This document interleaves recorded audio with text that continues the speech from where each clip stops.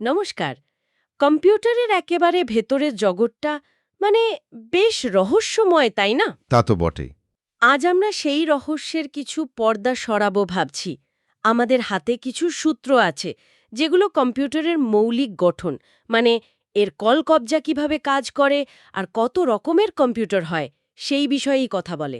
হ্যাঁ, সূত্রগুলো বেশ ভালো। আজকের উদ্দেশ্য হলো এই বিষয়গুলো নিয়ে একটা সহজ কিন্তু কি বলে গভীর আলোচনা করা। একদম। কম্পিউটারের হার্ট যাকে বলে, সেই সিপিইউ থেকে শুরু করে এর স্মৃতি বা মেমরি, কিভাবে তথ্য নেয় বা দেখায়, এমনকি আজকের সুপার কম্পিউটার পর্যন্ত, সূত্রগুলো কিন্তু বেশ ভালো একটা চিত্র তুলে ধরেছে। ঠিক, আমাদের লক্ষ্য হবে এই তথ্যগুলোকে মানে এমনভাবে সাজানো যাতে এর মূল নির্যাসটা সহজে ধরা যায়। হ্যাঁ, মানে শুধু যন্ত্রাংশের নাম জানা নয়, বরং তারা একসাথে কিভাবে একটা শক্তিশালী যন্ত্র তৈরি করে, সেই গল্পটা বোঝা, তাই না? ঠিক তাই। আচ্ছা, এই যে আমরা কথায় কথায় গিগাবাইট টেরাবাইট বলি, আজকাল তো পেটাবাইট শব্দটাও বেশ শোনা যাচ্ছে। এর মানে আসলে কতটা ডেটা? হুম, বিশাল পরিমাণ। চলুন আজ এই বিষয়গুলো নিয়েই বিস্তারিত আলোচনা শুরু করা যাক। নিশ্চয়ই। শুরুতেই কম্পিউটারের মূল সংগঠন বা আর্কিটেকচারটা দেখে নিলে কেমন হয়? মানে একটা কম্পিউটার কাজ করে কিভাবে? দারুণ প্রস্তাব। কম্পিউটারের মূল কাজের ধারাটা তো মানে মোটামুটি এরকম: আমরা ইনপুট ডিভাইসের মাধ্যমে তথ্য দিই, হ্যাঁ, সেন্ট্রাল প্রসেসিং ইউনিট বা সিপিইউ সেটা প্রসেস করে, আর আউটপুট ডিভাইসের মাধ্যমে আমরা ফলাফল পাই। ঠিক। এর ভেতরে মেমোরি আর কন্ট্রোল ইউনিটও নিশ্চয়ই খুব গুরুত্বপূর্ণ ভূমিকা পালন করে। অবশ্যই। সিপিইউকে তো কম্পিউটারের মস্তিষ্ক বলা হয়। এর ভেতরে প্রধানত দুটো অংশ থাকে। কি কি? একটা হলো কন্ট্রোল ইউনিট, সিইউ, আর একটা arithmetic and logic unit, ALU. Control unit হচ্ছে গিয়ে অনেকটা পুরো অর্কেস্ট্রার কন্ডাক্টরের মতো। ও আচ্ছা। হ্যাঁ, মানে কম্পিউটারের সব অংশের মধ্যে সমন্বয় রাখে, নির্দেশ দেয় কোনটা কখন কাজ করবে। তার মানে কন্ট্রোল ইউনিটই সব কিছু নিয়ন্ত্রণ করে। আর অ্যারিথমেটিক অ্যান্ড লজিক ইউনিট, নাম শুনে মনে হচ্ছে এর কাজ সংখ্যা আর যুক্তি নিয়ে। ঠিক ধরেছেন। কম্পিউটারের যত রকম গাণিতিক কাজ, মানে যোগ, বিয়োগ, গুণ, ভাগ, হুম। আর যত যৌক্তিক কাজ, যেমন দুটো জিনিসের মধ্যে তুলনা করা বা অ্যান্ড অর নট গেটের মতো লজিক্যাল অপারেশন চালানো, সব এই এএলইউ অংশে হয়। ও কম্পিউটারের আসল কাজ বা প্রসেসিং বলতে গেলে এখানেই ঘটে। বাহ! তাহলে এই যে ডেটা প্রসেস হচ্ছে, এই ডেটা বা নির্দেশগুলো নিশ্চয়ই কোথাও জমা রাখতে হয়। এখানেই তো মেমরির ভূমিকা আসে। একদম। আমাদের সূত্রগুলো কি বলছে বিভিন্ন ধরনের মেমরি নিয়ে? হ্যাঁ, মেমরি ছাড়া তো কম্পিউটার অচল। সূত্র অনুযায়ী কম্পিউটারের মেমরিকে প্রধানত দুই ভাগে ভাগ করা যায়: প্রাইমারি বা প্রধান মেমরি, হ্যাঁ। আর সেকেন্ডারি বা সহায়ক মেমরি। প্রাইমারি মেমরি বলতে কি র্যাম আর রমের কথা বলা হচ্ছে? এদের মধ্যে পার্থক্যটা কি? মেমরি এটা কিন্তু অস্থায়ী। অস্থায়ী মানে? মানে কম্পিউটার যখন চলে, তখন যে ডেটা বা প্রোগ্রাম নিয়ে কাজ হচ্ছে সেগুলো র্যামে থাকে। বিদ্যুৎ চলে গেলে বা কম্পিউটার বন্ধ করলে এর ভেতরে সব তথ্য মুছে যায়। ও আচ্ছা। একে ভোলাটাইল মেমোরিও বলে। সূত্র বলছে এর দুটো পরিচিত ধরন হল স্ট্যাটিক র্যাম আর ডাইনামিক র্যাম। এদের মধ্যে মানে গতি আর গঠনের কিছু পার্থক্য আছে আর কি। আচ্ছা, তাহলে র্যাম হলো কাজের জায়গার মতো, যেখানে দরকারি জিনিস হাতের কাছে রাখা হয় কিন্তু কাজ শেষে টেবিল খালি হয়ে যায়। ব্যাপারটা এরকম? হ্যাঁ, অনেকটা তাই। আর রম? এটা তো রিড অনলি মেমোরি, মানে শুধু পড়া যায়। ঠিক তাই। রম হল স্থায়ী বা নন ভোলাটাইল মেমোরি। এর ভেতরের তথ্য সাধারণত মোছা বা পরিবর্তন করা যায় না, মানে অন্তত সাধারণ ব্যবহারের ক্ষেত্রে। হুম। কম্পিউটার চালু হওয়ার জন্য কিছু মৌলিক নির্দেশ দরকার হয়, যা বায়োস বা বেসিক ইনপুট আউটপুট সিস্টেম নামে পরিচিত। এই ধরনের জরুরি নির্দেশাবলী রমে স্থায়ীভাবে লেখা থাকে। কিন্তু সূত্রে দেখছি রমেরও আবার নানা রকম ফের আছে: প্রম, ইপ্রম, ইইপ্রম, ইউভি প্রম। এগুলোর প্রয়োজন হলো কেন, যদি এটা রিড অনলিই হয়? খুব ভালো প্রশ্ন। আসলে সময়ের সাথে সাথে প্রয়োজন বদলেছে তো। শুরুতে রম একদম স্থায়ী ছিল, কারখানাতেই ডেটা বসিয়ে দেওয়া হতো।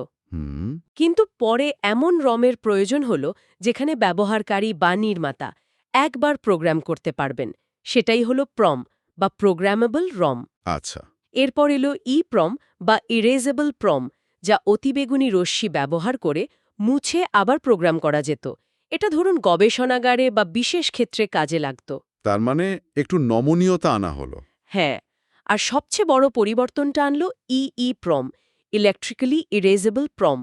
এটা বৈদ্যুতিক সংকেত দিয়েই মোছা এবং আবার প্রোগ্রাম করা যায়। ওহ, কম প্রযুক্তিই কিন্তু আজকের পেনড্রাইভ বা এসএসডির ভিত্তি তৈরি করেছে বলতে গেলে। ওহ, দারুণ ব্যাপার। এই ইপ্রম তাহলে একটা বিরাট মাইলফলক ছিল। হ্যাঁ, তা তো বটেই।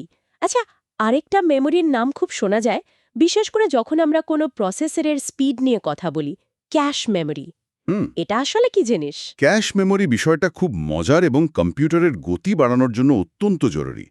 ভাবুন, সিপিইউ হলো একজন খুব দ্রুত কাজ করা কারিগর, হুম, আর র্যাম হলো তার প্রয়োজনীয় যন্ত্রপাতির গুদাম। গুদাম থেকে জিনিস আনতে তো একটু সময় লাগে, তাই না? হ্যাঁ, তা তো লাগবেই। ক্যাশ মেমোরি হলো সেই কারিগরের ঠিক পাশে রাখা একটা ছোট্ট টুল বক্সের মতো, যেখানে সবচেয়ে বেশি লাগে এমন কিছু যন্ত্রপাতি, মানে ডেটা বা নির্দেশ রাখা থাকে। তার মানে সিপিইউ যখন কোনো ডেটা খোঁজে, তখন আগে ক্যাশে দেখে। একদম। সিপিইউ প্রথমে ক্যাশে খোঁজে। পেলে তো খুব দ্রুত কাজ হয়ে যায়। আচ্ছা। না পেলে তখন র্যামে যায়।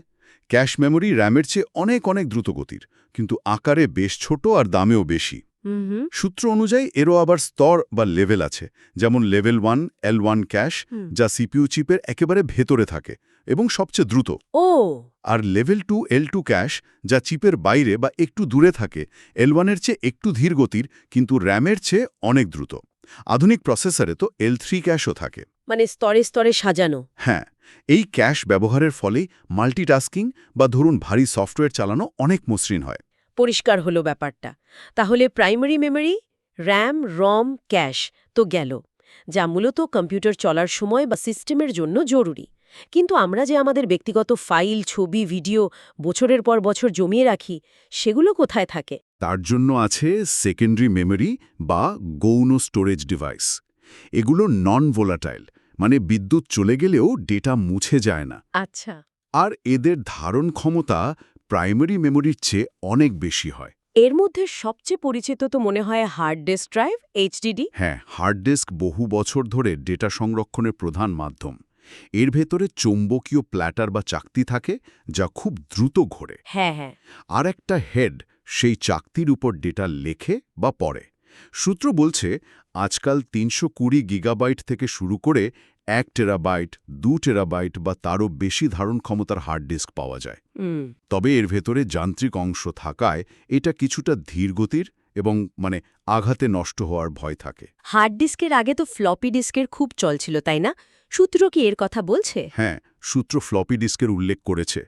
একসময় এটাই ছিল সহজে ডেটা বহন করার উপায়, কিন্তু এর ধারণ ক্ষমতা ছিল খুবই কম, মাত্র ১.৪৪ মেগাবাইট এমবি, আর খুব নির্ভরযোগ্যও ছিল না। ঠিক ঠিক। তাই পেনড্রাইভ বা সিডি আসার পর এটা প্রায় বিলুপ্ত হয়ে গেছে। নস্টালজিয়া ছাড়া এর আর তেমন কোনো প্রাসঙ্গিকতা নেই এখন। হার্ড ডিস্কের পর সূত্রে অপটিক্যাল মিডিয়ার কথা আছে।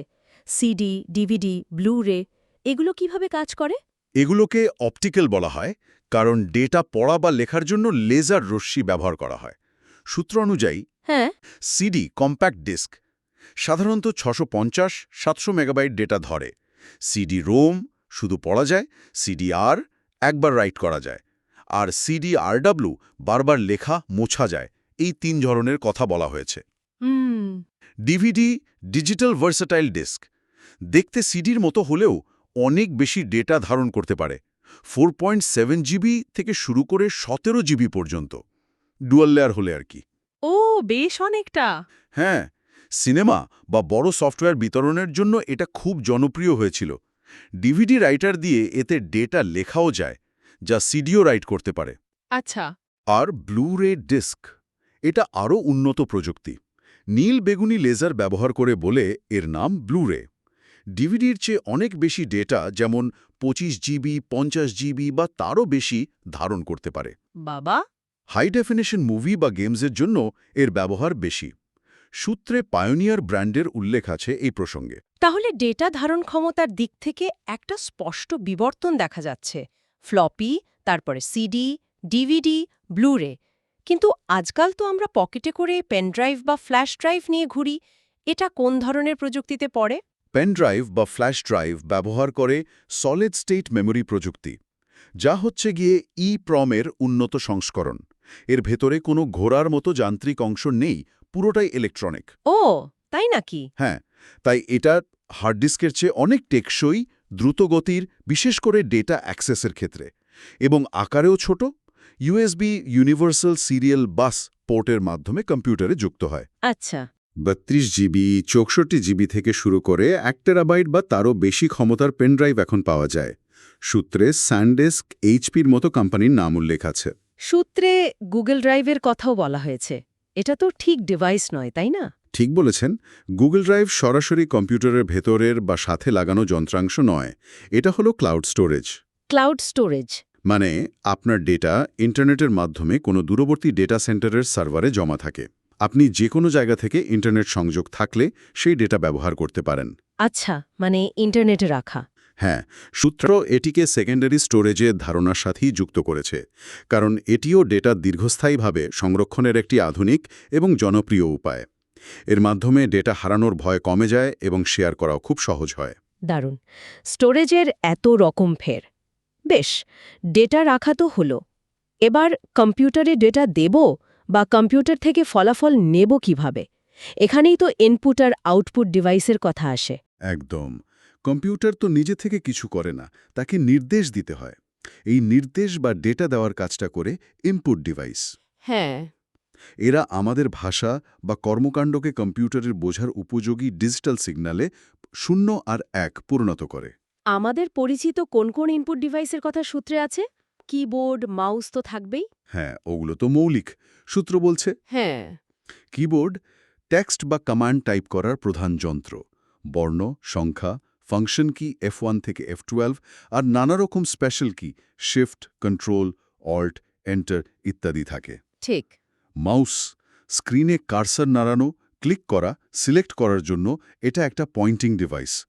পুরনো মেকানিক্যাল বলওয়ালা মাউসের বদলে এখন অপটিক্যাল মাউসই বেশি চলে, যা আলো ব্যবহার করে নড়াচড়া ট্র্যাক করে। হ্যাঁ, ওগুলোই তো দেখি এখন। স্ক্যানার ছবি বা কাগজের ডকুমেন্টকে ডিজিটাল ফরম্যাটে কম্পিউটারে নেওয়ার জন্য। হ্যান্ডহেল্ড হাতে ধরা ছোট স্ক্যানার। ফ্ল্যাটবেড, যেটা আমরা সাধারণত দেখি, বই বা কাগজ রেখে স্ক্যান করা হয়। আর ড্রাম স্ক্যানার উচ্চমানের গ্রাফিক্স কাজের জন্য। এই 3 ধরনের কথা সূত্রে আছে। আচ্ছা। আর টাচস্ক্রিন এখনকার স্মার্টফোন, ট্যাবলেট বা অনেক ল্যাপটপেও থাকে। স্ক্রিনে আঙুল দিয়ে স্পর্শ করেই ইনপুট দেওয়া যায়। এটাও একটা গুরুত্বপূর্ণ ইনপুট পদ্ধতি হয়ে দাঁড়িয়েছে। বুঝলাম। তাহলে ইনপুট গেল। এবার কম্পিউটার যে কাজটা করলো সেই ফলাফল আমরা পাবো কিভাবে? আউটপুট ডিভাইস কোনগুলো? কম্পিউটার প্রসেসিংয়ের পর যে ফলাফল তৈরি করে তা মানুষের বোঝার মতো করে উপস্থাপন করার দায়িত্ব আউটপুট ডিভাইসের। সবচেয়ে জরুরি হল মনিটর। হ্যাঁ, মনিটর একে ভিজুয়াল ডিসপ্লে ইউনিটও বলে। এটাই কম্পিউটারের প্রধান আউটপুট মাধ্যম, যেখানে আমরা সব দেখতে পাই। পুরনো আমলের বিশাল CRT cathode ray tube monitor এখন প্রায় নেই বললেই চলে। ঠিক। সূত্র বলছে এখন চলে এলসিডি বা লিকুইড ক্রিস্টাল ডিসপ্লে, যার মধ্যে টিএফটি বা থিন ফিল্ম ট্রানজিস্টর প্রযুক্তি ব্যবহার করে ছবির মান ভালো করা হয়। আর তার থেকেও উন্নত হল এলইডি বা লাইট এমিটিং ডায়োড মনিটর। এগুলো আরও উজ্জ্বল ছবি দেয়, বিদ্যুৎ কম খরচ করে এবং অনেক পাতলা হয়। হ্যাঁ, এলইডি মনিটরই তো এখন বেশি দেখি। প্রিন্টার যখন আউটপুট কাগজে দরকার হয়, সূত্র 2 ধরনের প্রিন্টারের কথা বলছে। ইম্প্যাক্ট প্রিন্টার, যা কাগজে আঘাত করে ছাপে, যেমন পুরনো ডট ম্যাট্রিক্স প্রিন্টার, রসিদ ছাপতে এখনও দেখা যায়। ও হ্যাঁ, ওই আওয়াজটা মনে আছে। আর নন ইম্প্যাক্ট প্রিন্টার, যা আঘাত না করে কালি ছিটিয়ে বা লেজার দিয়ে ছাপে।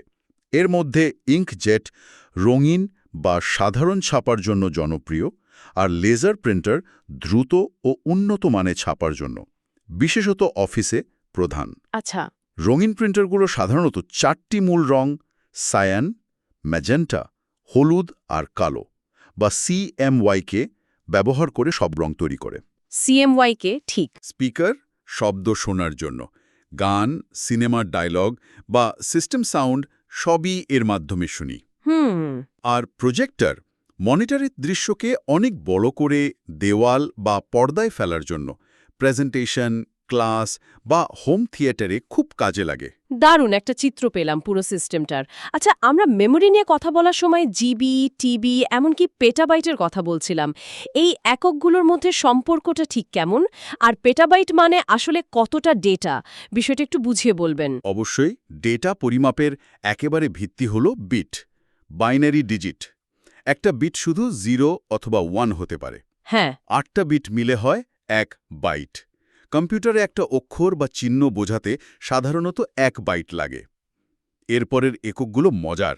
আমরা সাধারণত হাজার বোঝাতে কিলো বলি, কিন্তু কম্পিউটারের জগতে যেহেতু বাইনারি সিস্টেম 2 এর পাওয়ার ব্যবহার হয়, ওহ হ্যাঁ। তাই এখানে 1 কিলো মানে 1000 না হয়ে 1024 হয়, যা 2×10⁻10। ওহ, এই 1024-এর রহস্য এটা। তাহলে হিসাবটা কিভাবে এগোয়? হিসাবটা এরকম: 8 bit is equal to 1 byte, hmm 1024 bytes is equal to 1 kilobyte, hmm 1024 kilobytes is equal to 1 megabyte, আচ্ছা, 1024 megabyte is equal to 1 gigabyte, okay. 1024 gigabyte is equal to 1 terabyte, terabyte, এবং 1024 terabyte is equal to 1 petabyte. Petabyte মানে 1024 terabyte. এটা তো কল্পনাতীত পরিমাণ data মনে হচ্ছে। এর বিশালতা বোঝানোর জন্য কোনো তুলনা আছে কি? হ্যাঁ, এর বিশালতা বোঝানো সত্যিই কঠিন। ধরুন 1 পেটাবাইট ডেটা দিয়ে আপনি 13 বছরেরও বেশি সময় ধরে একটানা এইচডি ভিডিও দেখতে পারবেন। বলেন কি? অথবা ধরুন 50 কোটিরও বেশি পৃষ্ঠার স্ট্যান্ডার্ড টাইপ করা টেক্সট রাখা যাবে। আজকের দিনে গুগল, ফেসবুকের মতো কোম্পানি প্রতিদিন পেটাবাইট স্কেলে ডেটা নিয়ে কাজ করে। অবিশ্বাস্য। বিগ ডেটা অ্যানালিসিস, জিনোমিক্স গবেষণা, আবহাওয়া মডেলিং, এসব ক্ষেত্রে পেটাবাইট এখন বাস্তব। সূত্র যে আনুমানিক হিসাব দিয়েছে 1 গিগাবাইট প্রায় 80 কোটি বিট, সেটাও ওই বিশালতার একটা ধারণা দেয়, যদিও আসল হিসাবটা 1024/8 আরও বড়। অবিশ্বাস্য। তাহলে ডেটার এককগুলো পরিষ্কার হলো। এবার কম্পিউটারের প্রকারভেদের দিকে যাওয়া যাক। সব কম্পিউটার তো এক নয়। সূত্র এদের কিভাবে ভাগ করেছে? সূত্র দুইভাবে কম্পিউটারের শ্রেণীবিভাগ করেছে। প্রথমত, কাজের পদ্ধতির উপর ভিত্তি করে। আচ্ছা। Analogue computer. এরা সরাসরি ভৌত রাশি যেমন ভোল্টেজ, তাপমাত্রা, চাপ পরিমাপ করে কাজ করে। এদের গণনা নিরবিচ্ছিন্ন বা কন্টিনিউয়াস। পুরনো দিনের গাড়ির স্পিডোমিটার বা স্লাইড রুল এর উদাহরণ হতে পারে। এরা খুব নিখুঁত গণনা করতে পারে না। Digital computer. এরা বিচ্ছিন্ন বা ডিসক্রিট মান, মূলত বাইনারি 0 এবং 1 নিয়ে কাজ করে। আজকের দিনে প্রায় সব কম্পিউটারই ডিজিটাল। এরা অত্যন্ত নিখুঁতভাবে এবং দ্রুত গণনা করতে পারে। আমরা যেগুলো ব্যবহার করি সেগুলো সবই ডিজিটাল, তাই তো? একদম। আর তৃতীয়টা হলো হাইব্রিড কম্পিউটার। এরা অ্যানালগ ও ডিজিটাল দুটোরই বৈশিষ্ট্য ব্যবহার করে। এটা কেমন? যেমন হাসপাতালের আইসিইউতে রোগীর শরীরের analogue signal, heartbeat, blood pressure মেপে সেগুলোকে ডিজিটাল ডেটায় রূপান্তর করে প্রসেস করা হয়। এখানে অ্যানালগ ইনপুট আর ডিজিটাল প্রসেসিং দুটোই ঘটছে। ও আচ্ছা, বুঝতে পেরেছি। এটা হলো কাজের ধরনের উপর ভিত্তি করে। আর আকার, ক্ষমতা বা ব্যবহারের দিক থেকেও ভাগ করা হয়। হ্যাঁ, আমরা তো সুপার কম্পিউটার, মেইন ফ্রেম, পিসি এসব নাম শুনি। ঠিক। ডিজিটাল কম্পিউটারকে আবার আকার, ক্ষমতা, দাম এবং ব্যবহারের উপর ভিত্তি করে ভাগ করা যায়। সূত্র অনুযায়ী প্রধান ভাগগুলো হল হ্যাঁ। Super computer. এরা হলো কম্পিউটারের দুনিয়ার দৈত্য, সবচেয়ে শক্তিশালী, সবচেয়ে দ্রুতগতিসম্পন্ন আর সবচেয়ে দামি। বাপরে! এদের প্রসেসিং ক্ষমতা কল্পনাতীত। অত্যন্ত জটিল বৈজ্ঞানিক গবেষণা যেমন কণা পদার্থবিদ্যা, জিনোম সিকোয়েন্সিং, আবহাওয়ার পূর্বাভাস, মহাকাশ গবেষণা, তেল গ্যাস অনুসন্ধান, নিউক্লিয়ার সিমুলেশন, এমনকি খুব উচ্চমানের কম্পিউটার এডেড ডিজাইন CAD এর কাজে ব্যবহৃত হয়। অনেক বড় বড় কাজে লাগে তাহলে। হ্যাঁ, সূত্রে ভারতের তৈরি প্যারাম 8000 1991 সুপার কম্পিউটারের কথা উল্লেখ করা হয়েছে, যা ভারতের তথ্যপ্রযুক্তি ক্ষেত্রে একটা বড় পদক্ষেপ ছিল। আচ্ছা, তারপর আসে মেন ফ্রেম কম্পিউটার। সুপার কম্পিউটারের থেকে একটু কম শক্তিশালী, কিন্তু তবুও প্রচণ্ড ক্ষমতাবান। এগুলো মূলত বড় সংস্থা বা প্রতিষ্ঠানে ব্যবহার হয়, যেমন ব্যাংক, বীমা কোম্পানি, এয়ারলাইন্স, সরকারি দপ্তর। যেখানে অনেক লোক একসাথে কাজ করে। ঠিক, যেখানে হাজার হাজার ব্যবহারকারী একই সময়ে ডেটা অ্যাক্সেস করে এবং প্রচুর লেনদেন, ট্রানজ্যাকশন প্রসেস করতে হয়। এদের নির্ভরযোগ্যতা এবং নিরাপত্তা খুব উঁচু মানের হয়। IBM, হিটাচি এই ধরনের কম্পিউটার তৈরিতে বিখ্যাত। এরপরে মিনি কম্পিউটার। এদের অবস্থান মেইন ফ্রেম আর মাইক্রো কম্পিউটারের মাঝামাঝি। মেইনফ্রেমের চেয়ে ছোট, সস্তা, কিন্তু সাধারণ পিসির চেয়ে শক্তিশালী। আগেকার দিনে মাঝারি আকারের ব্যবসা, শিল্প বা গবেষণাগারে সার্ভার হিসেবে বা নির্দিষ্ট কোনো কাজ করার জন্য ব্যবহৃত হতো। সূত্রে PDP-8 IBM 1800 সিরিজের উদাহরণ দেওয়া হয়েছে। আচ্ছা। তবে আজকাল শক্তিশালী মাইক্রো কম্পিউটার যেমন সার্ভার আর মিনি কম্পিউটারের মধ্যে পার্থক্য প্রায় ধুন্দলা হয়ে গেছে। আর শেষে আসছে মাইক্রো কম্পিউটার, যেটা আমরা ব্যবহার করি। একদম। মাইক্রো কম্পিউটার বা পার্সোনাল কম্পিউটার পিসি, এটাই আমাদের সবচেয়ে পরিচিত কম্পিউটার। বাড়িতে, অফিসে, পড়াশোনায় সর্বত্র এর ব্যবহার। Desktop computer, laptop, notebook, tablet, এমনকি স্মার্টফোনও টেকনিক্যালি মাইক্রো কম্পিউটারের গোত্রেই পড়ে। ও, স্মার্টফোনও? হ্যাঁ, এগুলো সাধারণত একজন ব্যবহারকারীর ব্যক্তিগত ব্যবহারের জন্য তৈরি। এদের কেন্দ্রে থাকে একটি মাইক্রোপ্রসেসর। বাহ, তাহলে আমরা কম্পিউটারের একেবারে মৌলিক ধারণা থেকে শুরু করে এর বিভিন্ন যন্ত্রাংশ, মানে CPU, RAM, ROM, cache, hard disk, CD, DVD, pen drive, হ্যাঁ, ইনপুট আউটপুট ডিভাইস, মানে keyboard, mouse, monitor, printer, data মাপার একক, বিট থেকে পেটাবাইট পর্যন্ত, এবং কাজের ধরন বা আকার অনুযায়ী এর নানা প্রকারভেদ, analogue, digital, hybrid, super, mainframe, mini, micro, সবকিছুর ওপর দিয়েই একটা বিস্তারিত আলোচনা করলাম। হ্যাঁ, এই আলোচনা থেকে একটা বিষয় স্পষ্ট হওয়া উচিত, এই যে বিভিন্ন যন্ত্রাংশ বা বিভিন্ন ধরনের কম্পিউটার, এদের প্রত্যেকের একটা নির্দিষ্ট উদ্দেশ্য আছে। ঠিক। র্যামের গতি দরকার কাজের সময়, হার্ড ডিস্কের বিশালতা দরকার সংরক্ষণের জন্য, সুপার কম্পিউটার দরকার বিশেষায়িত গবেষণায়, আর পিসি দরকার আমাদের দৈনন্দিন কাজে। প্রযুক্তির প্রয়োজন অনুযায়ী এই বৈচিত্র্য তৈরি হয়েছে। আর এই মৌলিক বিষয়গুলো জানলে আমরা যখন নতুন কোনো ডিভাইস কিনি বা কোনো প্রযুক্তি নিয়ে আলোচনা করি, তখন তার কার্যকারিতা বা সীমাবদ্ধতাগুলো আরও ভালোভাবে বুঝতে পারি। একদম। যেমন কেন একটা গেমিং পিসিতে ভালো গ্রাফিক্স কার্ড লাগে, বা কেন একটা সার্ভারের জন্য মেইনফ্রেম দরকার হতে পারে। ঠিক তাই, আজকের এই ডিজিটাল দুনিয়া, এই যে এত এত প্রযুক্তি আমাদের ঘিরে আছে, তার একেবারে মূলে কিন্তু রয়েছে এই কম্পিউটার আর্কিটেকচার আর ডেটা প্রসেসিংয়ের নীতিগুলোই। এগুলো বোঝা মানে ডিজিটাল সাক্ষরতার একটা গুরুত্বপূর্ণ ধাপ পার করা। তাহলে আজকের আলোচনা থেকে মূল বিষয়গুলো আরেকবার মনে করিয়ে দিই। আমরা জেনেছি কম্পিউটারের মস্তিষ্ক সিপিইউ ও তার অংশ, সিইউ, এএলইউ, বিভিন্ন ধরনের মেমোরি ও storage, RAM, ROM, cache, HDD, SSD, optical cloud, input ও আউটপুট ডিভাইস, ডেটা পরিমাপের একক, বিট টু পেটাবাইট, এবং কম্পিউটারের শ্রেণীবিভাগ। এই আলোচনা শেষ করার আগে একটা প্রশ্ন রেখে যাই, কি বলেন? হ্যাঁ, নিশ্চয়ই। আমরা দেখলাম ডেটা স্টোরেজের ক্ষমতা ফ্লপি ডিস্কের মেগাবাইট থেকে পেটাবাইটে পৌঁছেছে খুব দ্রুত। কম্পিউটারের প্রসেসিং ক্ষমতাও বেড়েছে জ্যামিতিক হারে। আমাদের সূত্রগুলো বর্তমান প্রযুক্তির একটা চিত্র দিল, কিন্তু ভবিষ্যতের দিকে তাকালে কম্পিউটারের গঠন বা ক্ষমতার পরবর্তী বড় বিপ্লবটা কি হতে পারে? ইন্টারেস্টিং প্রশ্ন। কোয়ান্টাম কম্পিউটিং কি সত্যিই মেইনস্ট্রিম হবে, নাকি মানুষের মস্তিষ্কের অনুকরণে নিউরোমরফিক চিপস সবকিছু বদলে দেবে? এই প্রশ্নগুলো নিয়ে ভাবনার অবকাশ রইল। সত্যি এক দারুণ প্রশ্ন। ভবিষ্যতের প্রযুক্তি কোথায় গিয়ে দাঁড়ায় সেটা সময়ই বলবে। আজকের মতো এই বিস্তারিত আলোচনা এখানেই শেষ করছি।